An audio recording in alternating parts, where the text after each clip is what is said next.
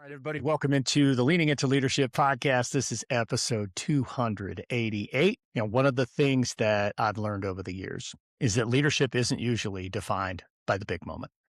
Sure, there are those moments that everybody remembers. The keynote, the difficult conversation, the big decision, the crisis moment where your leadership was really challenged, or even the celebration after a successful year. But more often than not, leadership is built in the moments that almost nobody notices. It's in the way you greet somebody in the hallway. It's the way that you begin a meeting. It's the consistency of your routines. It's those little things that you do over and over and over that tell people, hey, you belong here. Now, today's guest, Tom Walls, has spent more than 30 years as both an educator and football coach, and he's built an entire leadership philosophy around those moments. He calls those moments microinclusions, small, repeatable actions that help people feel seen and valued and connected. They're simple, they're practical, and perhaps most importantly, they're sustainable. Now, whether you're a classroom teacher, a school administrator, district administrator, or even an organization outside of education, I think you'll walk away from this conversation with ideas that you can put into practice tomorrow morning. Now, before we jump in, I want to thank our sponsor of today's episode. Today's episode is brought to you by Hey Tutor. School leaders everywhere are being asked to accelerate student learning while supporting teachers who are already carrying full plates. That's exactly why I appreciate the work Hey Tutor is doing. Their high-impact tutoring programs help districts provide targeted, evidence-based support that improves outcomes without placing additional burdens on classroom teachers. And whether your district is focused on literacy, mathematics, or closing the achievement gap, Hey Tutor partners with schools to create customized tutoring solutions that make a measurable difference for students. If you're looking for practical ways to strengthen student achievement this year, be sure to check them out. Go to heytutor.com or hit the link down in the show notes that lets them know you heard about them here on the Leaning Into Leadership podcast. Now, let's lean into leadership with Tom Walls. I'll see you on the other side. All right, everybody, welcome back into the show. Joining me here in studio is my friend, Tom Walls. Tom, welcome into Leaning Into Leadership. Hey, Darrin, thanks for having me. Absolutely, man. I'm excited about this. We've certainly had a whole bunch of conversations and talked a lot over the last, I don't know, almost a year. You and I have been chatting and visiting a little bit about the book that you're working on and that type of thing. But really excited to have you here on the podcast to talk a little bit about microinclusions and I guess anything else that might come up. But before we do that, for my listeners, the viewers on YouTube who don't know Tom Walls, tell them a little bit about yourself. Give them some background. Sure. So I'll give you the elevator pitch on Tom Walls. I'm an American educator. I've been teaching and coaching since 1993. I'm originally from New York, but I married a Canadian girl back in, we got married in I think it would have been 1998. And after a few years of living in New York, she went back to Winnipeg, Canada on a holiday and came home and said, I want to go home. And I said to her, well, I'm an American history teacher, and I'm pretty sure they don't teach American history up in Canada. And I'm a football coach. And I said, I think they play football there. Turns out they do, just with one too many people on the field and too many guys running around. And we decided to jump and find the net later. And so we've moved up to Winnipeg, Canada, and I've been here since 2010. And, Winnipeg is no Garden of Eden. It can get to minus 40 in the winters, but it's been a really good home to me and my family. I have two children, a son who lives in Philadelphia and a daughter who is at the university here. And my wife this year, because we've been here 15 years, decided it was time to make another startling announcement. And she announced that she had been offered a position with a Canadian corporation working in Colombia. And I told her I don't know if they teach Canadian history in Colombia, and I don't know if they play football. They do, But I did come up for retirement this year, and I'm taking retirement, and she and I are moving to Medellin, Colombia, where I actually am gonna be coaching a football team, not like Ted Lasso, an actual football team, and, starting my second career, which is, starting to talk about some of the really unique and useful things that I've discovered over 30 years of teaching in a couple of different countries. And I think there's some really, really powerful stuff that comes from having the opportunity to teach in different countries as you've been able to do. I'm sure that there are some people who are listening. They're thinking, probably some of the things they were thinking was, do you mean Columbia, Missouri or Columbia, South Carolina? Oh, no, we're talking the country of Columbia. And they also might be wondering, when you transition from one country to another, so when you left New York and you went to Canada, what were some things that maybe you experienced other than obviously the -40, man? Ouch. I'm a Wyoming kid, and that just It's man, brutal. that just It is so it is. brutal. It is so brutal. So that's really a great question. And here's how I would wrap it up kind of in a nutshell. There are more similarities with the Canadian system than differences. That's for sure. But one of the biggest differences that I had to wrestle with was that when I was in New York State, and I was proud to call myself a New York State social studies teacher, we did really, really good work. And I worked with a lot of great teachers. But in New York State, you specialized in an area. I came out of university as a social studies teacher, grades 7 to 12, and that's where I was staying. No matter whether it was economics, government, or European history, I was in social studies. When you're a Canadian teacher, at least in the province of Manitoba, you don't specialize. You are a teacher. And one year you can be teaching English. The next year you can be teaching gym. The year after that, you can be teaching grade 9 social studies. And I found that Canadian teachers are super flexible, but I've also found that they're never in a position long enough that they really, really specialize. And because of that, lots of the instruction is what we did when I was a student. It's lots of what would be labeled, sometimes unfairly, as stand and deliver. And for me, that was a struggle. Because for me, that was the antithesis of how I like a classroom to run. So I had some immediate challenges just with the system.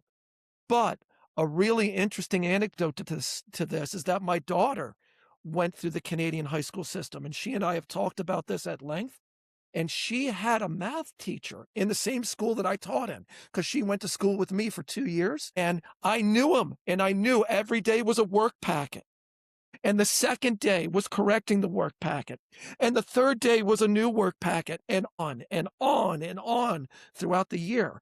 And when I talked to my daughter about it, she would say, "Yeah, Dad, it was pretty boring. And yeah, it was pretty rote." But then she said something really cool. She said, "But I learned how to teach myself." And she said, "In university, it's been really useful." So as much as I did feel, and still do for the most part, all honesty, I do feel that the Canadian system has some challenges that are harmful to teachers becoming masters at their craft. I also have some anecdotal evidence that it works for the students.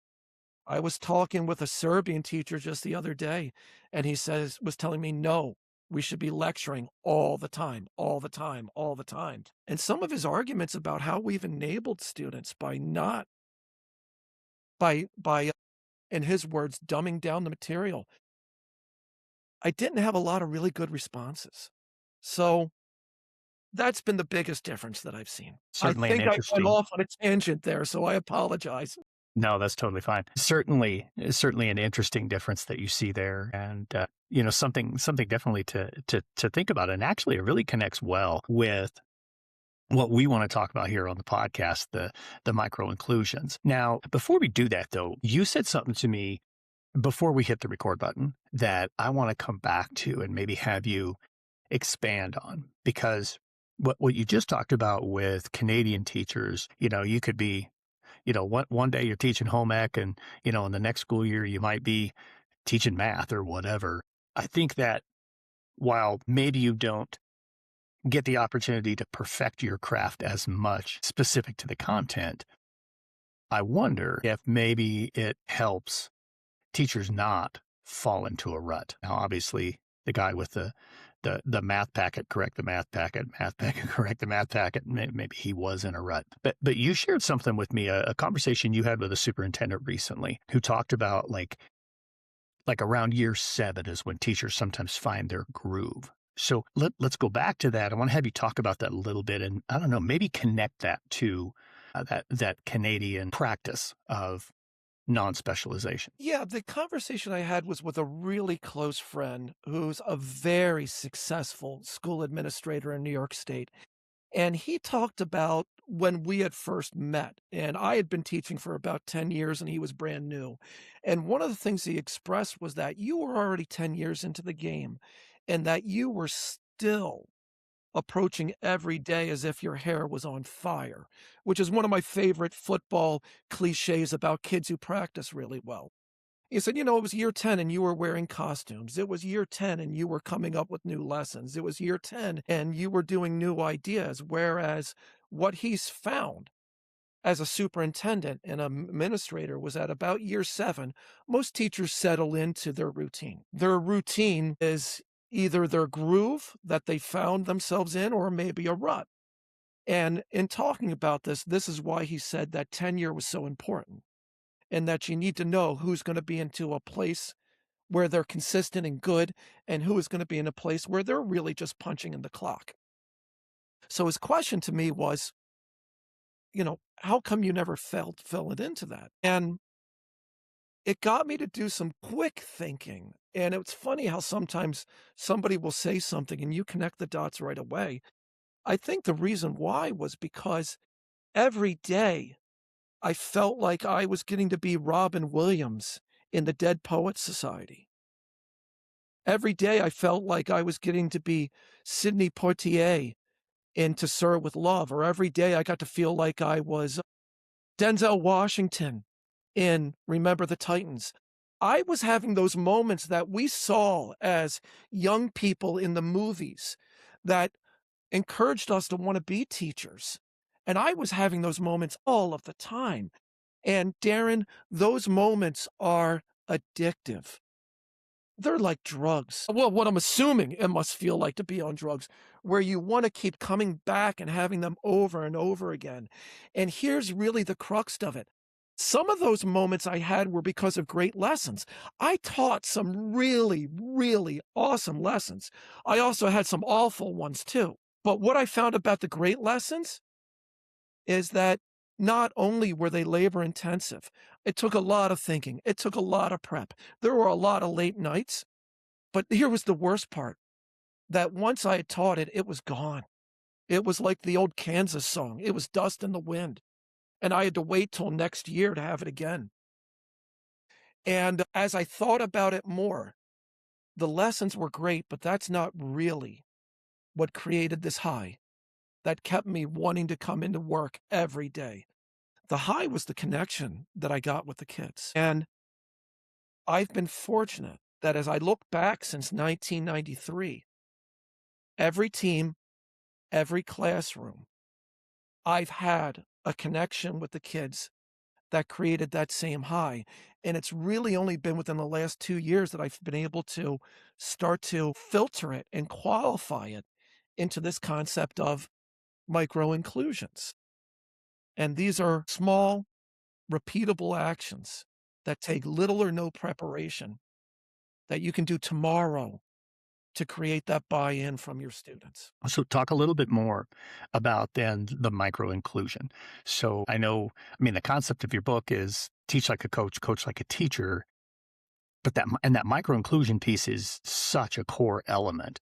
Let's dig in a little bit more. Let's give it maybe a little bit more definition and then maybe even share some examples because, so many of our listeners right now are thinking, okay, Tom, you've got me hooked. I'm curious, but I'm like what you just said. I'm the teacher who, puts in so much time really planning and preparing my lessons. I don't have time to do a whole lot more. But when I hear the word micro, that tells me there might be some hope for me. So let's give it a little bit of a definition and let's give some examples. Sure. Let's start. Yeah, let's go with the definition. So again, microinclusions. These are ritualistic. And the ritualistic part of it, you say that most people want to back away because it sounds like you're getting into a cult. The ritualistic part is important, but they are small, let's say small, repeatable actions you can do tomorrow that will create buy-in from your classrooms and your teams. I've used these in both my classroom and I've used these in both my football teams. I've used these in the United States and Canada. I've used these overseas in Korea. I'm going to be using these in Colombia. And what I have found is just what you said. These are things that you can do tomorrow. But if you do them repeatedly over a course of time, you start to build connection, community, and identity without your kids even knowing it. And one of the, I've gotten these from a bunch of places. In fact, I'm not sure any of them are my ideas, but like all teachers and coaches, I'm a great plagiarist. Yeah.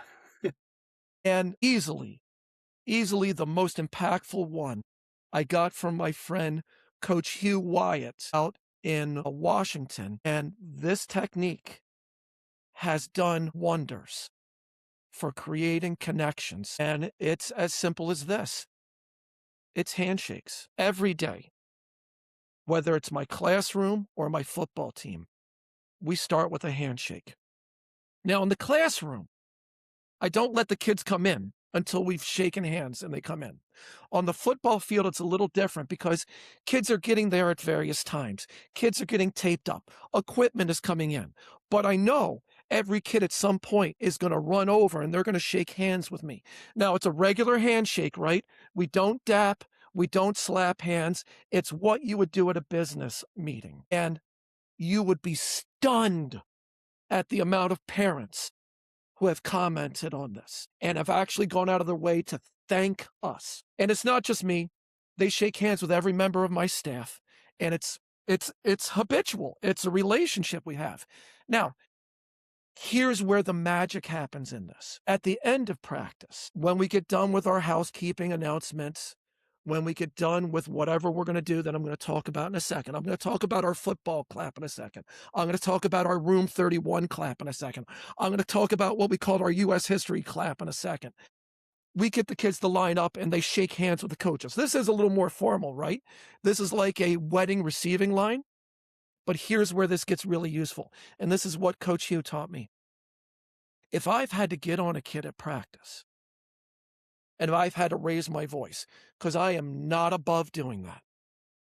During that handshake line, I will hold on to that kid's hand and I will pull them out of the line and I will say to them, are we still okay? Because for my coaches out there, you know that when practice is going on, life is far too hectic for you to stop and make sure you're good with the kid that you had to get on with. But at that moment, I can make sure our connection is good. Now, I had a kid in a class, and I write about this in the book. He was 6'8". He was 300 pounds. His name was Dave. Although he was huge and as big as a door frame, he was anything but an intimidating kid. When his fight or flight kicked, it was flight all the time. Because of the program I taught, we had to do a lot of what we called work experience, where we had these kids go off and they would volunteer at a job and I would have to go visit them. And whenever I visited Dave, he would hide from me. We used to call my work visits to him Dave and Go Seek. We had him at Rona one time and he hid from me behind a stack of 2x4s. Now remember, the kid's 6'8", 300 pounds. He stuck out. I told him, you're going to have to get some more lumber if you want to hide. Here's the story. I'm really giving you the Reader's Digest version. Dave eventually graduated. He eventually moved out. and he got a job at the Winnipeg Air. A year ago, I was taking a red-eye flight to see my son in Philadelphia. As I walked down the gangway and I passed that corner where they keep the oversized baggage that people try to get past the airline, but they have to pull back out, there was Dave, all 6'8" of him. Darrin, without saying a word, I passed by him. He reached out his hand. We shook hands, and I got on the plane. Powerful. Handshakes work. Yeah, yeah.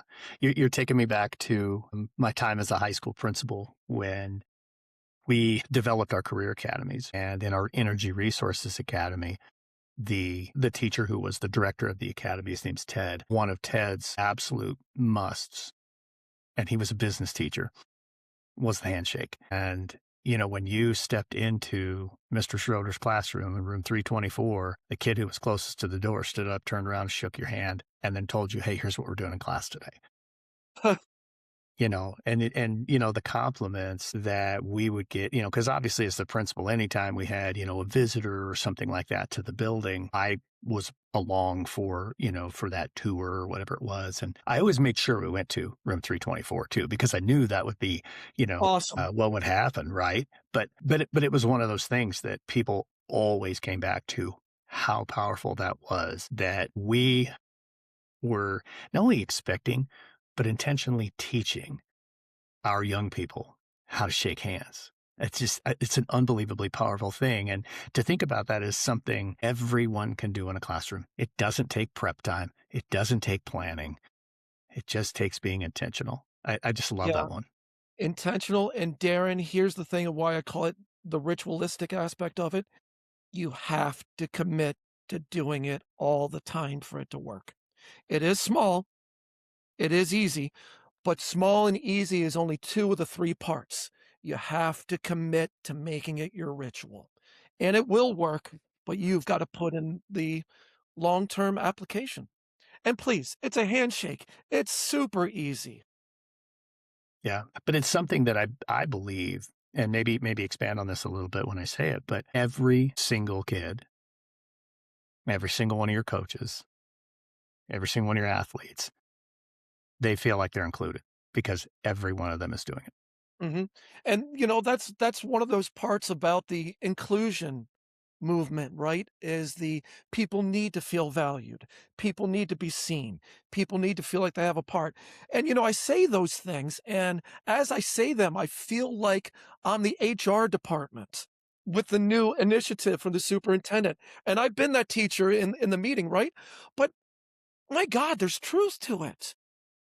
Have you ever been in a group where you felt like you were doing busy work? You're eventually going to not perform. And gosh, Darrin, this is a whole subsect, but I can't speak for what's going on in your listeners' worlds, but in the Winnipeg School Division, there is a huge push for inclusion and pronoun usage. Huge. And, I'm 55. So there's a lot of my colleagues who struggle with this. I don't give a damn. If calling him, her, they, them makes a kid buy into my program more, I will call them whatever they want because the logic makes sense. If people feel seen and heard, they're going to do more. I'm good with it. Yeah, 100%. Me too. I completely agree with you. Again, you're talking about relationships, 100%. You're talking about the power of that connection and the power of that relationship. So you kind of alluded to it. And I want to make sure that we get to it. You talked about your team clap, your classroom clap. Let's talk Yes. about that one Yeah. a little bit. Okay. So here's where I got this one from. I got this from the U.S. Marine Corps, and they know something about building community. They Yes, they know do. something about it. Okay, so it's really as simple as this. I've been doing this since 1994, and we have a specialized clap we use in the classroom. We use it to begin the day after I've done announcements. We use to end the day to signal we're moving to classes, and my gosh, I am the guy who says the bell doesn't dismiss you, I dismiss you. Yeah. I am still that teacher, but we use it for transition points too. So let's imagine this is how I would be doing it. And, every teacher has got their own way. So because I suggest this is how I start the day, doesn't mean that you have to do it. Kids are coming in, I'm greeting them at the door with handshakes. They're sitting down. Our entrance task is on the screen or on the board. They're at various levels of actually opening their notebooks to start on it. I'm going to come in. I'm going to hit the bell. I'm going to say it's on the board. I'm going to take attendance. Let me know when you have your answer written down. Kids are writing down their answer. Then I'm going around and I'm putting my initials next to it. Every 10 or 15 of those that they save is worth a point on the report. That's not what I'm talking about, right? That's just teaching stuff. And that may work for you, may not, whatever. But when we get to that point where we're going over the day's agenda and we're talking about what we're going to do, and we're about to transition into the first actionable item, I'm going to say, all right, that's what we got going on for today. Everybody good? Give me a room 31 clap on three. 1, 2, 3. We'll hit 3 claps and then the day starts. If we're on the football field, I've got all the kids on a knee. I'm going over the practice plans on the whiteboard. We're talking about what our goals are going to be for this week, what our goals are going to be for today. And I'm going to say, all right, everybody good? Give me a football clap on 3. 1, 2, 3. And we move on. Now, this works to signal the beginning, the signal the end. It's a visceral action. There's a palpable moment. You can feel the clapping. But here's the cool aspect of it. I have been doing this probably for 25 years, and I change the name wherever I'm at. Because I'm at a self-contained classroom right now for at-risk kids, it's room 31. When I taught American history, it was an American history clap. When I taught economics, it was an economics clap. But when I finish our football banquets, and I've got a room of about 300 people, and we're getting through our last things, and then we call them coach's thoughts, and I say something like, all right, we're going to pull the curtain now on the 2025 season. And I'm going to welcome all of you back this time next year. So we'll look at the 2026 season. And I am sure we are going to find ourselves just as pleased as we are right now, because that's what we do as a football community. And I'll say something like, and as a football community, let's go ahead and end this sentence with a football clap on 3. 1, 2, 3. And I will have a room of 300 parents, players, and coaches clap their hands, and then they'll get up and start leaving. It works because we do it all the time. It's ritualistic, and it's spread beyond the players to the coaches to the parents, maybe even to our community. I love that so much. I'm like half emotional over here listening to you tell that story. Just really, really powerful things. Folks, what Tom is saying is these are things that you can do. They're simple, they're repeatable, but most importantly, you gotta be intentional. You gotta create that ritual. And I think as, you know, as this episode is coming out, a lot of you are getting ready to go back and start your new year. You're starting to think about, hey, I can't wait to get to my classroom, or I can't wait to, you know, start working with my team. Think about what those micro inclusions can be for you. How can you take this work that Tom has shared with us today and go be intentional and start to build something as powerful as what Tom has done during the course of his career? Fantastic stuff today, Tom. I love this so much. Our time has flown by, so I want to make sure and get to the last question that I ask everybody here on the podcast. Man, so many great things that you've shared, but this is the Leaning into Leadership podcast. So Tom Walls, how are you leaning into leadership right now? Yeah. So, what a good question. And what a good question to pose a teacher and a coach. I saw somebody write once a year or two ago that leadership is influencing people. And even if you are not the CEO, even if you're not the superintendent, even if you're not the president or prime minister, if you influence somebody, you lead them. So, to our teachers out there, you are leaders, and it's beyond just the classroom, anybody you influence. And for me, what I have discovered, and it's also part of the thesis of this book, is I'm leaning into leadership by making sure I allow myself to embrace finesse as a leadership style. Now, by finesse, I mean moving farther away from the traditional football coach commanding through control, or the teacher commanding through control, but rather being able to influence people without directly telling them what to do. And this is hard. This is wicked hard because as leaders, our default position, being a teacher and a coach, is do it this way because I'm the big person in the room. But what I'm finding is you create more ownership and you create more buy-in if you can allow finesse, and sometimes that's silence or a lack of reaction to cause people to follow your ideas. And my leaning in idea or my leaning in example was this is a conversation I had with my wife last night. She is a business consultant and she's taking us to Colombia. And right now, she's having a challenge with another member of the team as to who's right and who's wrong. And the other member of the team is saying, I'm going to the boss. And my wife was quite concerned with this because we're making a big move. And my thought was, after we talked this through, hun, let him go to the boss.